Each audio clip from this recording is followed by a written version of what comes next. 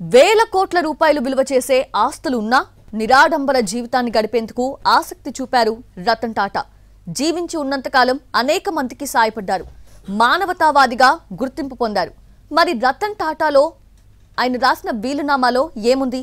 తన వేల కోట్ల రూపాయల ఆస్తుల నుంచి ఎవరికి ఏమిచ్చారు? టాటాల వారసత్వాన్ని ఖండాంతరాలకు విస్తరించిన ఘనత రతన్ టాటా సొంతం. కార్పొరేట్ టైటాన్గానే కాదు, సమాజ సేవకుడిగానూ గుర్తింపు పొందారాయన. వేల కోట్ల రూపాయల ఆస్తులు గల రతన్ టాటా గత ఏడాది అక్టోబర్ 9న కన్నుమూశారు. దీంతో రతన్ టాటా ఆస్తులు ఎవరికి చెందుతాయనే ఆసక్తి సర్వత్రా నెలకొంది. ఈ క్రమంలో ఆయన వీరునామాలోని విషయాలు వెలుగులోకి వస్తున్నాయి. రతన్ టాటాకు విదేశాల్లో 40 కోట్ల రూపాయలు విలువ చేసే ఆస్తులున్నాయి. సీషెల్స్లో భూములు, మోర్గాన్ స్టాన్లీ, వెల్స్ ఫార్గో వంటి ఆర్థిక సంస్థల్లో బ్యాంకు ఖాతాలు, అల్కోవా కార్పొరేషన్, హౌమెట్ ఏరోస్పేస్ వంటి కంపెనీల్లో షేర్లున్నాయి. అలాగే ప్రముఖ బ్రాండ్లకు చెందిన 65 ఖరీదైన చేతి గడియారాలున్నాయి. చనిపోయే ముందు తన ఆస్తుల్లో ఎవరికి ఏవి చెందుతాయనే విషయాన్ని 2022 ఫిబ్రవరి 23న చాలా స్పష్టంగా వీలునామాలో రాశారు. రతన్ టాటా తన ఆస్తుల్లో సింహభాగాన్ని చారిటీకే కేటాయించినట్లు తెలుస్తోంది. దాదాపు 3,800 కోట్ల రూపాయల సంపదను తాను నెలకొల్పిన Ratan Tata endowment foundation, endowment ట్రస్టులకు కేటాయించినట్లు సమాచారం. టాటా సన్స్లో వాటాలతో పాటు ఇతర ఆస్తులు ఉన్నాయి.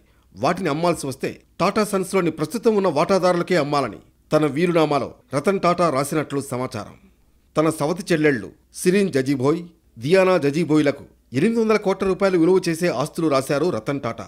ఇందులో ఫిక్స్డ్ డిపాజిట్లు, షేర్లతో పాటు ఖరీదైన వాచ్లు, పెయింటింగ్స్ వంటి విలువైన వస్తువులు ఉన్నాయి. టాటా గ్రూప్ మాజీ ఉద్యోగి రతన్కు అత్యంత సన్నిహితుడైన మోహిన్ దత్తాకు 800 కోట్ల రూపాయలు విలువైన ఆస్తులు రాసినట్లు తెలుస్తోంది. తన సోదరుడు జిమ్మీ నావెల్ టాటాకు జుహూ బంగ్లాలో వాటాతో పాటు కొన్ని వెండి వస్తువులు, బంగారు ఆభరణాలను ఇవ్వాల్సిందిగా విల్లులో సూచించినట్లు సమాచారం. అలాగే అలీబాగ్లోని బంగ్లా, 3 పిస్టళ్లను తన మిత్రుడు మెహిల్ మిస్త్రీకి అందజేయాల్సిందిగా రతన్ టాటా కోరినట్లు తెలుస్తోంది. రతన్ టాటా జీవిత చివరి దశలో ఆయన్ని అంటిపెట్టుకుని ఉంటూ అత్యంత సన్నిహితంగా మెలిగారు శంతను నాయుడు. కేర్ టేకర్గా, జనరల్ మేనేజర్గా వ్యవహరించారు. దీంతో శంతనకు గతంలో ఇచ్చిన విద్యార్థి రుణాన్ని మాఫీ చేశారు రతన్ టాటా.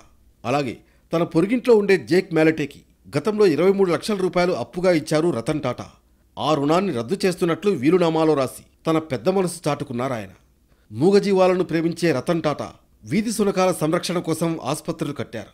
తన పెంపుడు జంతువుల సంరక్షణ కోసం 12 లక్షల రూపాయలతో ఫండ్ను ఏర్పాటు చేశారాయన. దాని నుంచి ప్రతి 3 నెలలకు 30,000 రూపాయల చొప్పున ఖర్చు చేసేలా ఏర్పాటు చేశారు. రతన్ టాటా వీలునామాను పరిశీలించి ఆస్తులను కేటాయించాలని ఇప్పటికే బాంబే హైకోర్టులో పిటిషన్ దాఖలైంది. దీంతో ఆస్తుల పంపకం పూర్తి కావడానికి 6 నెలల సమయం పట్టే అవకాశం ఉంది.